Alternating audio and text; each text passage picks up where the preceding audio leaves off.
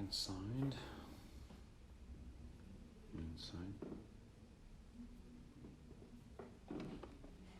Just 1 centimeter or something. I'm gonna switch to zigzag.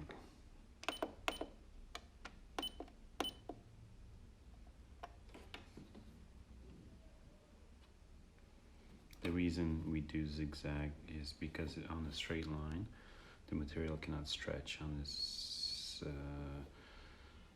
Z kind of, or Z stitching, the material can be stretched out like this. See? Put it closer.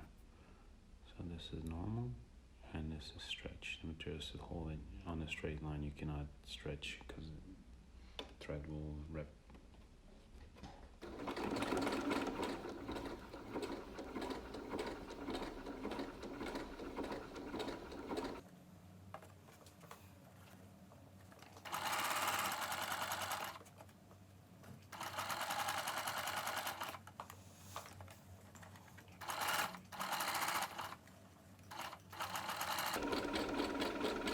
I find it easier to control when I stretch the material a little bit.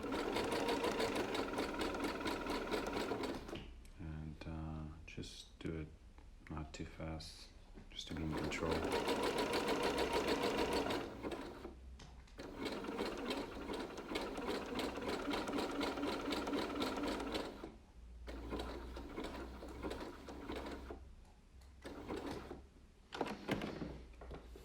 That bit doesn't matter, so we'll cut it off.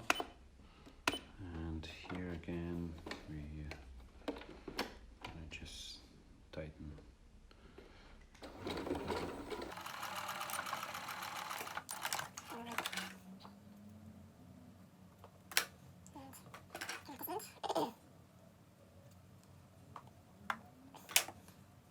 So here's the bottom. Stretched, and the top. Now put it together like so.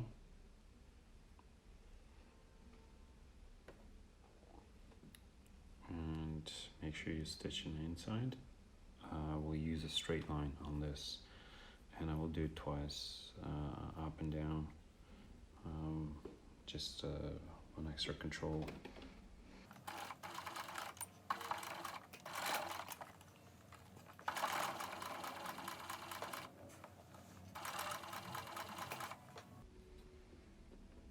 Sometimes hard to keep it together. This elastic stretches.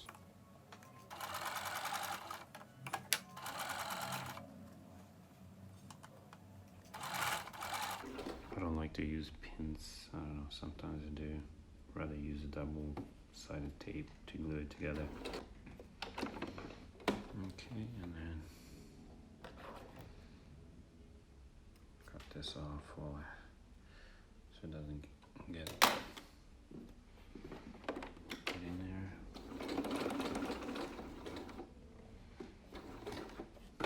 On the way back, I'll stitch along the inside.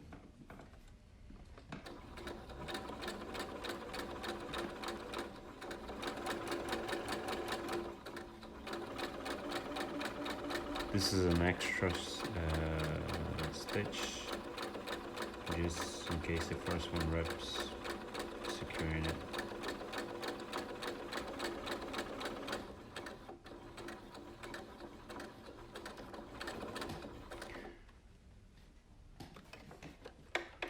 And don't worry if it's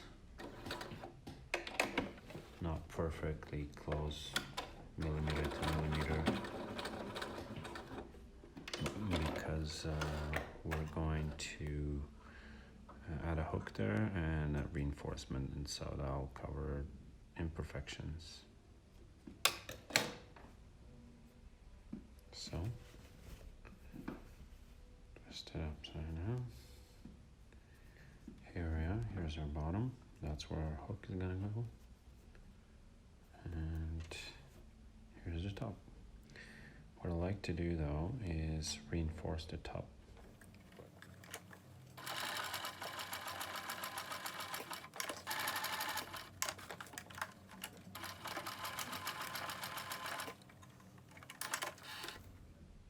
Patch material. Okay, it's kind of tough. And it's got a bit of a glue or something coated. Use the iron, put it on top, touch it, and it glues. And then I'll stitch around it. I changed my mind and I decided to use a black one to reflect the black thread on this.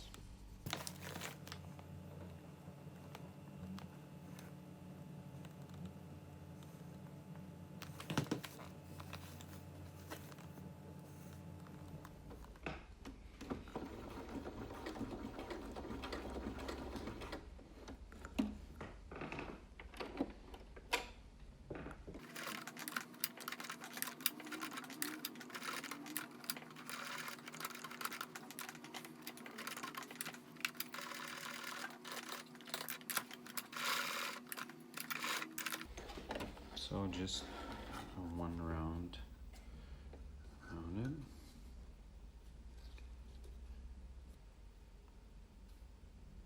Around here. Now I'm going to fold this and make a hole here. Okay. And insert one of these hooks. I'm gonna do here is cut this little extra bit. And then, so now we have this, okay? And I'm just gonna fold it down like this. Okay, it's gonna be a little, come on, triangle or something. And before I do that, take this and make a hole here, like that.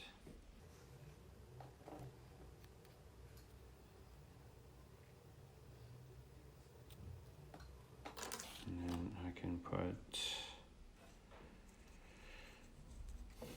my hook through.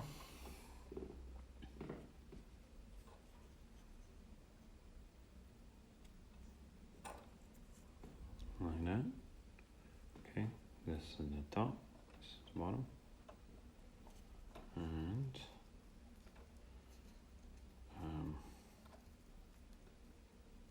I'll push it in a little bit. Okay, so it's in like this.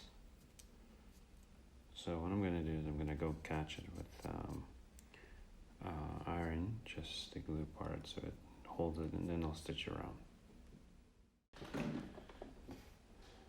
So I've folded the thing and touch it with the iron and put my hook inside. So it looks on top, bottom. And I'm just gonna gently stitch around here. Usually gonna do manual because I don't want the machine to go too fast and hit the steel and wire and break the needle. Okay.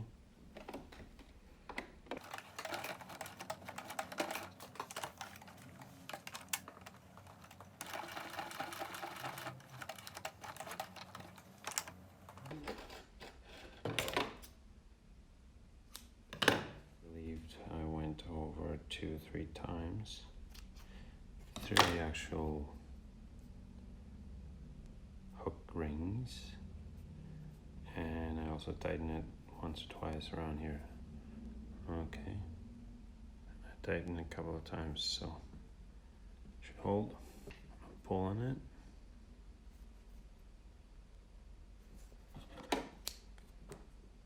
I pull on this. Just put it secure so you can stretch. Just hold it. First gaiter is done. So I finished with the hooks.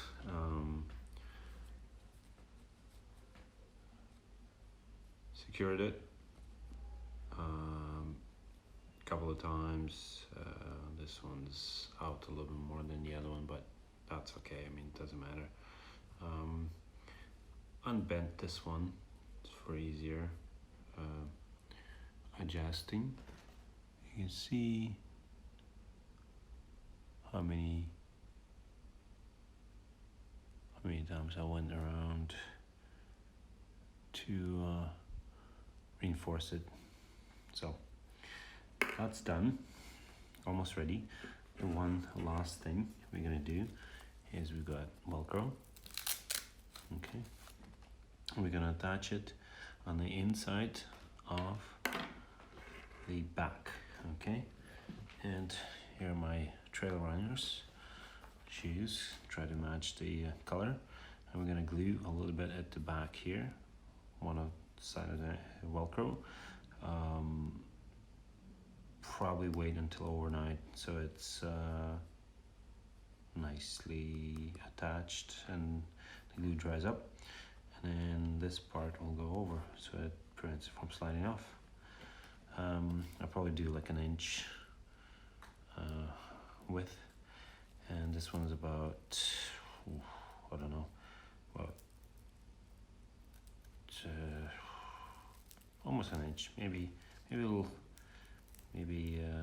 half width minus the outside part. Okay, so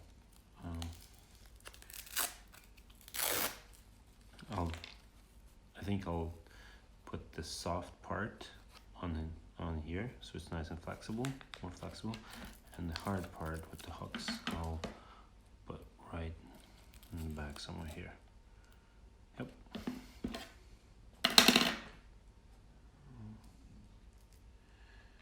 I'm gonna match it so it's as wide as that part on the shoe. And match it again with this one.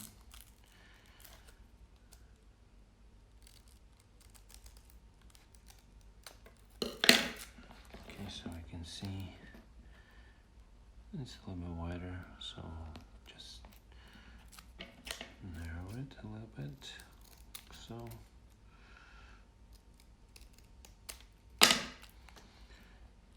There you go. The inside part, it could be a little smaller. I think I'll make it smaller, tiny bit smaller. Doesn't matter, it'll fit. Okay, now what I like to probably do, this is just, just come in double-sided tape. I'll just attach this to it. Maybe a second one too. That. And stick it on the inside of this before I stitch so it doesn't move.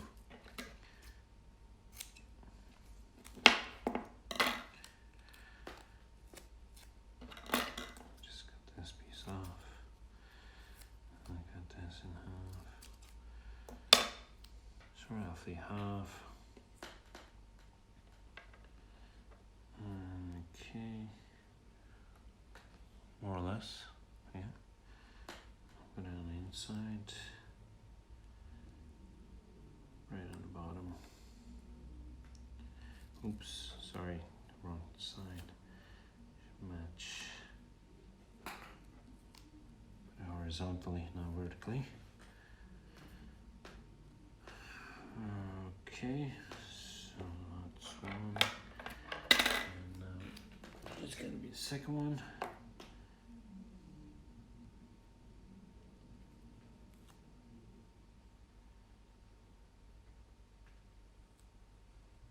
There. So both of them like this. And I think I'll just stitch around here. I'll just do a normal line stitch.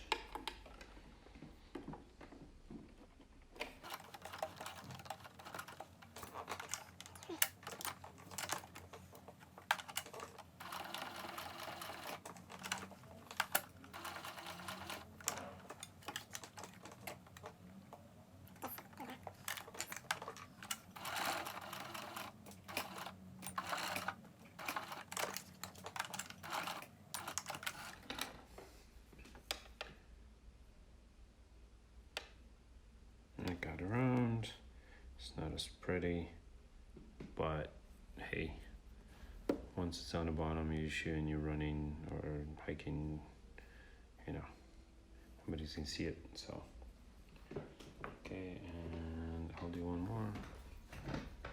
Just contact cement. I think that'll work fine. And yellow glue, I would probably stay away from like a crazy glue, but even then it'll work.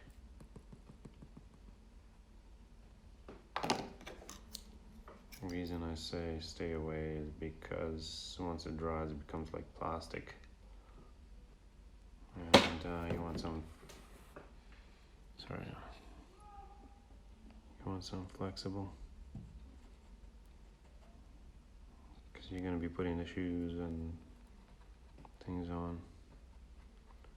Shouldn't put too much.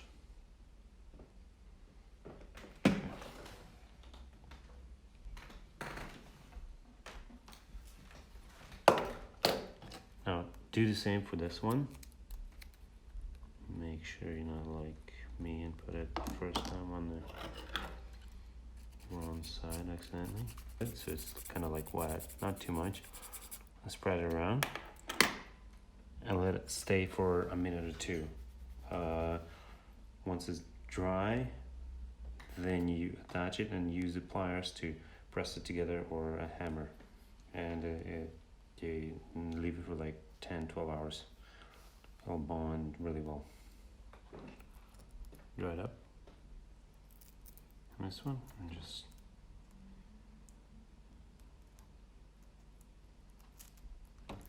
touch here, just to make sure it catches.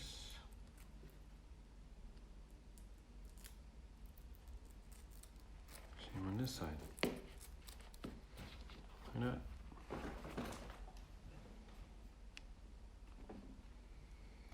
And use pliers eventually to press it. I'm going to use these scissors. The way contact cement works is with pressure. So if you press it or hit it with the hammer, it will get in better. Pliers maybe, but in this case it's hard to do. I'm pressing along the edges, maybe a couple of times on the inside. I'm going to just clean this off while the glue is soft. Or really, don't worry about it if it's not cleaned off. When it's soft, it kind of rolls. So.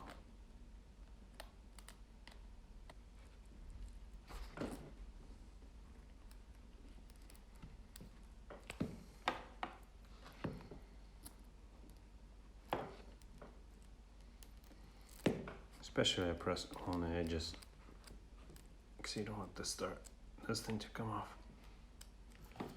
Okay, now let it dry for 12 hours and you're done. I'll show you how it looks tomorrow.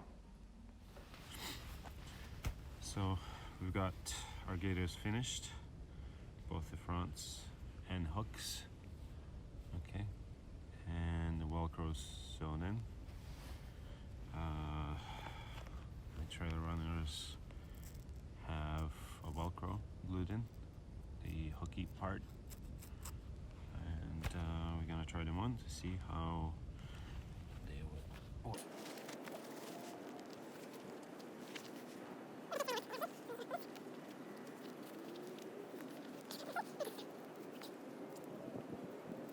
So the first thing you do is attach the front with the hook, okay, and then the Velcro at the back like this.